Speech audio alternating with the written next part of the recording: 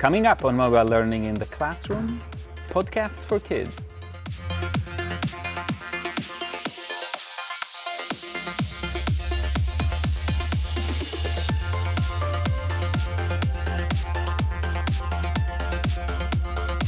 Hi, my name is Trainin, and this is Mobile Learning in the Classroom from TechEdge, and today we're talking about podcasts, and more specifically podcasts for kids.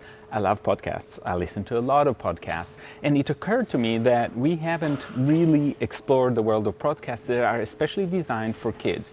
And those happen everywhere. They discuss citizenship, they discuss stories, they actually help kids create stories, and they also focus on science and other things that kids may be interested in. So one of the first things that I'd like to recommend is, if you're using it in the classroom, everybody has to listen to the same thing, but just like a library where kids can browse and choose the things that are interesting to them, that when you consider recommending podcasts, you can actually have a variety of them and making sure that kids actually have ideas about what's possible and what's available out there. I want to start with two ways to listen to podcasts. There are about 3 or 4 good ways to listen to podcasts. One is to do it through apps. The advantage of apps is that you can download the podcast and then you can listen whether your device is online or not. So if kids have their Chromebooks, or they have their own devices, an iPad or something like that, they can download it and then listen, and they don't need to be connected. If you listen to it in your browser, you need to be connected in real time, and that's a little bit different. The same thing goes, because there are a lot of fantastic podcasts that come from NPR, that to have the NPR app actually working, you need to actually be connected to the internet, so that's another way to watch. 2 favorite ways to listen to podcasts. One is download the app on Apple devices, and Apple devices only. You've got the Podcasts app. It's a fantastic app. It's very simple to use, and you can download automatically episodes of your favorite podcasts without having to work at it. So that's one option. If you have a different kind of device that is not an Apple device, Stitcher is a great option. There is a premium option, but you get a lot with a normal Stitcher app. So that's another way to listen to podcasts that works, that most people can use. But now I want to talk about some of the podcasts that are out there, and this is the first one. This is called Wow in the World, and it's a podcast for families and for kids. Inside the families, this is geared towards kids more than anything else.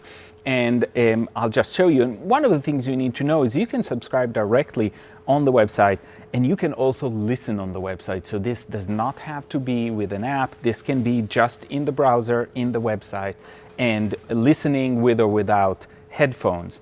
And what you can see is the topics here. For example, a hermit crab housing crisis and the great human versus rabbit race. An intriguing title. There's a little bit of a description, and then you can listen, and you can see that the lengths vary. One of the advantages of podcasts over traditional radio is it doesn't have to fit into a specific time slot. So if it's a little bit longer, that's fine. If it's a little bit shorter, that's fine. But you can see these are 24 minutes, 14, 24, 19. So you're talking between 15 minutes and half an hour really for most of them, depending on exactly what you're looking at. So this is Wow in the World, and it's got really curious way to introduce kids to a lot of topics. So this is less specific in what it addresses, which I find really, really fun.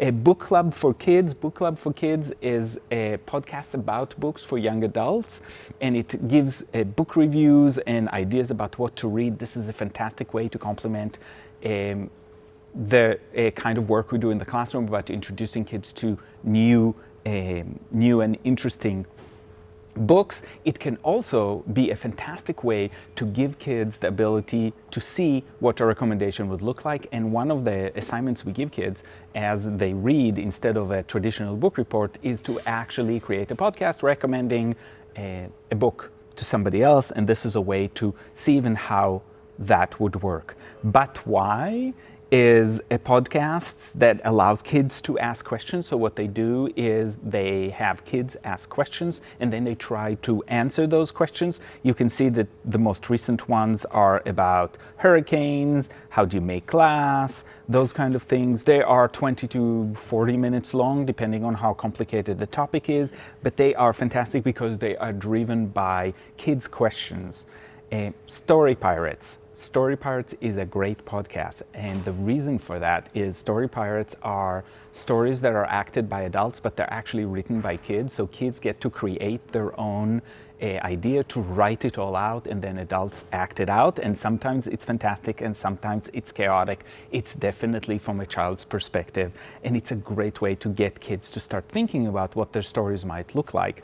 And looking at the map of where they've visited and worked, I noticed that they have not made it to Nebraska yet. So if anybody on Story Pirate is listening, Nebraska needs you. But that's Story Pirates.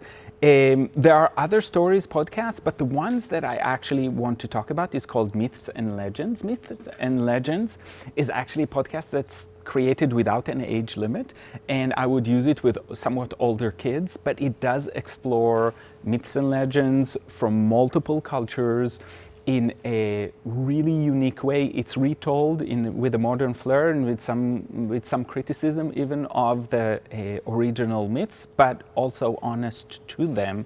The style is very unique, and I find those delightful. I have kids that love myths and love listening to myths and legends. It is, and that's one of the things that you can check on every podcasting app. It is clean. It does not include any profanities or any subjects that shouldn't be discussed, except that myths and legends do tend to have a lot of violence in them and other aspects of human life. So you do have to remember that that's part of the mix. So today on Mobile Learning in the Classroom, we talked about podcasting for kids, and I'll see you next time on Mobile Learning in the Classroom.